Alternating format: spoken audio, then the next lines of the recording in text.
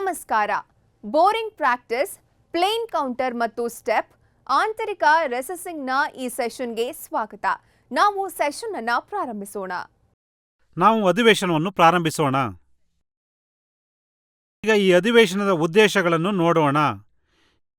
ಈ ಅಧಿವೇಶನದ ಕೊನೆಯಲ್ಲಿ ನೀವು ಹೀಗೆ ಮಾಡಬಹುದು: ಹಾಯುರಂಧ್ರವನ್ನು ಕೊರೆಯುವುದು, ಉಪಕರಣದೊಂದಿಗೆ ±0.2 mm ನಿಖರತೆಗೆ ರಂಧ್ರವನ್ನು ಕೊರೆಯುವುದು, ಸ್ಟೆಪ್ ಬೋರಿಂಗ್ ಅನ್ನು ನಿರ್ವಹಿಸುವುದು, ಆಂತರಿಕ ವಿರಾಮವನ್ನು ನಿರ್ವಹಿಸುವುದು, ವರ್ನಿಯರ್ ಕ್ಯಾಲಿಪರ್ ಮತ್ತು ಇನ್ಸೈಡ್ ಕ್ಯಾಲಿಪರ್ ಸಹಾಯದಿಂದ ಬೋರ್ ಮತ್ತು ರಿಸೆಸಿಂಗ್ ಅನ್ನು ಅಳೆಯುವುದು. ಅಗತ್ಯವಿರುವ ಉಪಕರಣಗಳು: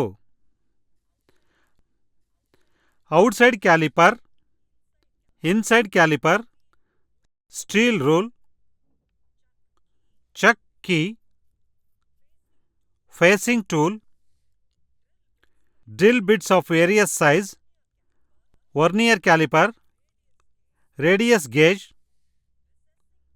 ರಿಸೆಸಿಂಗ್ tool, boring bar, R2 and R3 tool. Boring is the process of enlarging the diameter of a pre-drilling hole using a boring tool.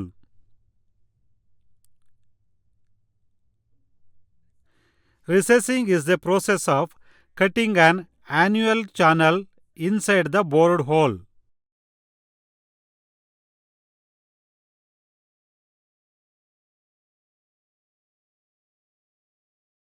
ರಂಧ್ರವನ್ನು ಕೊರೆಯುವ ಮತ್ತು ಅಗತ್ಯವಿರುವ ಗಾತ್ರಕ್ಕೆ ಕೊರೆಯುವ ಅನುಕ್ರಮವನ್ನು ಈಗ ಕಲಿಯೋಣ. ಔಟ್ಸೈಡ್ ಕ್ಯಾಲಿಪರ್ ಮತ್ತು ಸ್ಟೀಲ್ ರೂಲ್ ಅನ್ನು ಬಳಸಿಕೊಂಡು ಕೆಲಸದ ಭಾಗದ ಆಯಾಮಗಳನ್ನು ಪರಿಶೀಲಿಸಿ.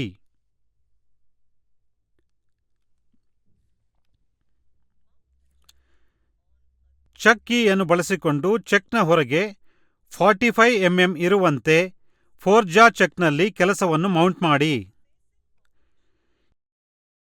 ಕೆಲಸದ ಒಂದು ಭಾಗದ ತುದಿಗೆ ಫೇಸಿಂಗ್ ಕಾರ್ಯಾಚರಣೆಯನ್ನು ನಿರ್ವಹಿಸಿ. 45 mm ವ್ಯಾಸವನ್ನು ಕಡಿಮೆ ಮಾಡಲು ಗರಿಷ್ಠ ಸಂಭವನೀಯ ಉದ್ದಕ್ಕೆ ತಿರುಗಿಸುವ ಕಾರ್ಯಾಚರಣೆಯನ್ನು ನಿರ್ವಹಿಸಿ. ಟೈಲ್ ಸ್ಟಾಕ್ ಚೆಕ್ ಜೊತೆಗೆ 10 mm ಪೈಲೆಟ್ ಡ್ರಿಲ್ ಅನ್ನು ಹಿಡಿದುಕೊಳ್ಳಿ.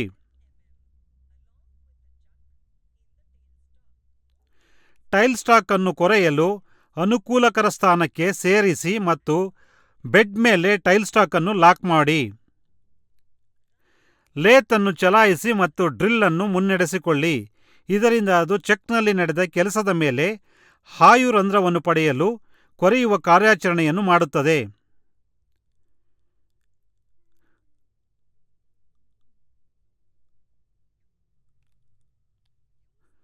ಕೊರೆಯುವಾಗ ಶೀತಕವನ್ನು ಬಳಸಿ ಮತ್ತು ಡ್ರಿಲ್ ಅನ್ನು ನಿಧಾನವಾಗಿ ಮುನ್ನಡೆಸಿರಿ. ಕೊರೆಯುವ ಮೂಲಕ ರಂಧ್ರವನ್ನು 14 mm ಗೆ ಹೆಚ್ಚಿಸಿ. ಟೂಲ್ ಪೋಸ್ಟ್ನಲ್ಲಿ ಬೋರಿಂಗ್ ಟೂಲ್ ಅನ್ನು ಆರೋಹಿಸಿ.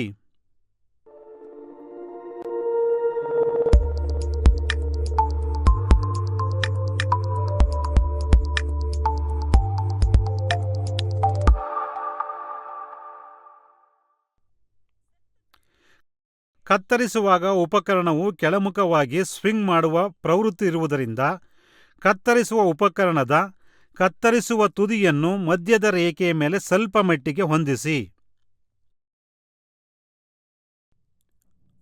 ಯಂತ್ರವನ್ನು ಪ್ರಾರಂಭಿಸಿ ಮತ್ತು ಕತ್ತರಿಸುವ ಉಪಕರಣವು ರಂಧ್ರದ ಒಳಗಿನ ಮೇಲ್ಮೈಯನ್ನು ಮುಟ್ಟುವವರೆಗೆ ಅಡ್ಡ ಸ್ಲೈಡ್ ಹ್ಯಾಂಡಲ್ ಅನ್ನು ಪ್ರದಕ್ಷಿಣಾಕಾರವಾಗಿ ತಿರುಗಿಸಿ. ಕೆಲಸದ ಬಲಭಾಗದ ಕೊನೆಯಲ್ಲಿ ಸುಮಾರು 0.2 mm ಆಳ ಮತ್ತು ಸುಮಾರು 8 mm ಉದ್ದದ ಲೈಟ್ ಟ್ರಯಲ್ ಕಟ್ಟನ್ನು ತೆಗೆದುಕೊಳ್ಳಿ.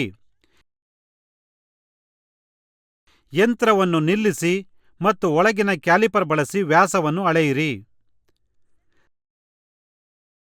ಸಿದ್ಧಪಡಿಸಿದ ಬೋರ್ ಗಾತ್ರವನ್ನು ಪಡೆಯಲು ಅಗತ್ಯವಿರುವ ಆಳಕ್ಕೆ ಕತ್ತರಿಸುವ ಸಾಧನವನ್ನು ಹೊಂದಿಸಿ. ಕ್ರಾಸ್ ಸ್ಲೈಡ್ ಅಳತೆ ಗುರುತು ಹಾಕಿದ ಕಾಲರ್ ಬಳಸಿ. 15 mm ಅಗತ್ಯವಿರುವ ವ್ಯಾಸಕ್ಕೆ ಬೋರಿಂಗ್ ಕಾರ್ಯಾಚರಣೆಯನ್ನು ಪೂರ್ಣಗೊಳಿಸಿ ಮತ್ತು ವರ್ನಿಯರ್ ಕ್ಯಾಲಿಪರ್ನೊಂದಿಗೆ ಅಳತೆ ಮಾಡಿ.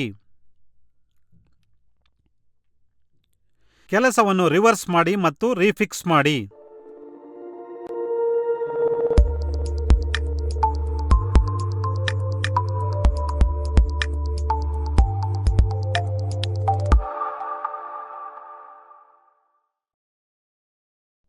.45 mm ಒಟ್ಟು ಉದ್ದವನ್ನು ಪಡೆಯಲು ಇನ್ನೊಂದು ತುದಿಯಲ್ಲಿ ಫೇಸಿಂಗ್ ಕಾರ್ಯಾಚರಣೆಯನ್ನು ನಿರ್ವಹಿಸಿ.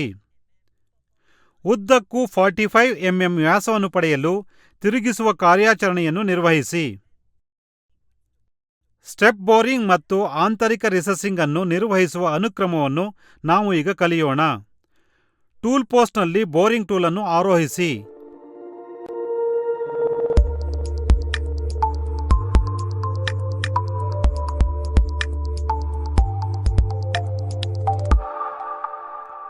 ಕೊರೆಯಲಾದ ರಂಧ್ರದಲ್ಲಿ ಅಳವಡಿಸಬಹುದಾದ ದೊಡ್ಡ ವ್ಯಾಸದ ಬೋರಿಂಗ್ ಉಪಕರಣವನ್ನು ಬಳಸಿ.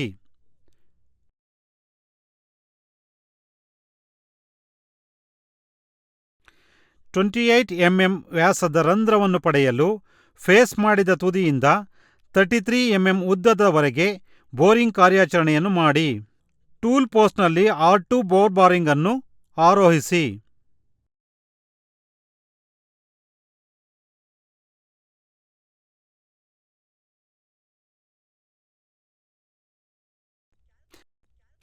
Calculate the distance from the face to the edge of the groove, farthest from the end face.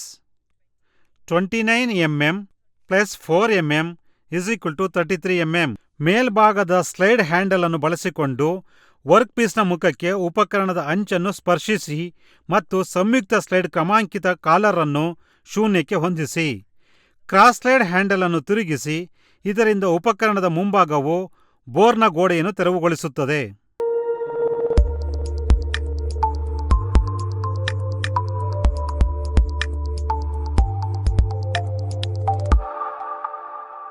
ಬೋರ್ಗೆ ಲೆಕ್ಕ ಹಾಕಿದ ದೂರದಲ್ಲಿ ಉಪಕರಣವನ್ನು ಇರಿಸಲು ಮೇಲಿನ ಸ್ಲೈಡ್ ಹ್ಯಾಂಡಲ್ ಅನ್ನು ತಿರುಗಿಸಿ.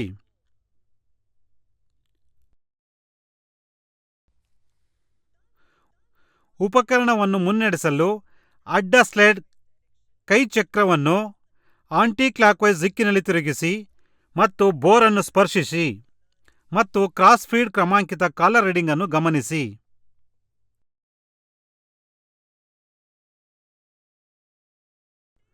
.4 mm ಅಗಲ, 35 mm ವ್ಯಾಸ ಮತ್ತು 2 mm ತ್ರಿಜ್ಯದ ಬಿಡುವು ರೂಪಿಸಲು ಉಪಕರಣವು ಬೋರ್ನಿಂದ ಲೋಹವನ್ನು ತೆಗೆದುಹಾಕುವಂತೆ ಮಾಡಲು ಅಡ್ಡ ಸ್ಲೈಡ್ ಕೈಚಕ್ರವನ್ನು ಅದೇ ದಿಕ್ಕಿನಲ್ಲಿ ತಿರುಗಿಸಿ.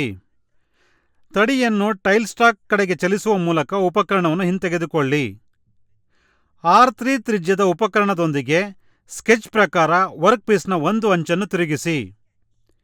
ಎಲ್ಲ ಚೂಪಾದ ಅಂಚುಗಳನ್ನು ಡಿಬರ್ ಮಾಡಿ.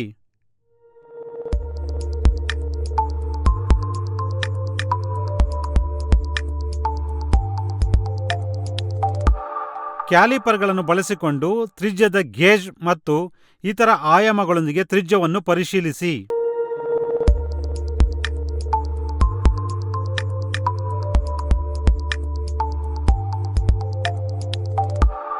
ಸುರಕ್ಷತಾ ಮುನ್ನೆಚ್ಚರಿಕೆಗಳು. ಗಾತ್ರ ಮತ್ತು ಕಾರ್ಯಾಚರಣೆಗಳ ಪ್ರಕಾರ ಸರಿಯಾದ ಸ್ಪಿಂಡಲ್ ವೇಗವನ್ನು ಆಯ್ಕೆ ಮಾಡಿ ಮತ್ತು ಹೊಂದಿಸಿ.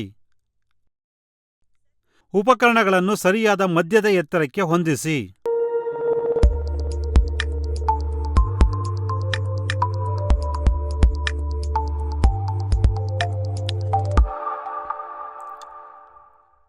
.20 mm ಗಿಂತ ಹೆಚ್ಚು ಡ್ರಿಲ್ ಗಾತ್ರವನ್ನು ಕೊರೆಯುವಾಗ ಪೈಲೆಟ್ ಡ್ರಿಲ್ ಬಳಸಿ. ಕೊರೆಯುವಾಗ ನಿಧಾನವಾಗಿ ಡ್ರಿಲ್ ಅನ್ನು ಫೀಡ್ ಮಾಡಿ. ಕೊರೆಯುವಾಗ ಶೀತಕವನ್ನು ಬಳಸಿ. ಕಟಕಟಿಸುವುದನ್ನು ಕಡಿಮೆ ಮಾಡಲು ಬೋರಿಂಗ್ ಸಾಧನಗಳನ್ನು ಸಾಧ್ಯವಾದಷ್ಟು ಚಿಕ್ಕದಾಗಿ ಹಿಡಿದುಕೊಳ್ಳಿ. ರೀಕ್ಯಾಪ್ ಮಾಡಲು ನಾವು ಕಲಿತಿದ್ದೇವೆ: ಹಾಯು ರಂಧ್ರವನ್ನು ಕೊರೆಯುವುದು, ಉಪಕರಣದೊಂದಿಗೆ ±0.2 mm ನಿಖರತೆಗೆ ರಂಧ್ರವನ್ನು ಕೊರೆಯುವುದು,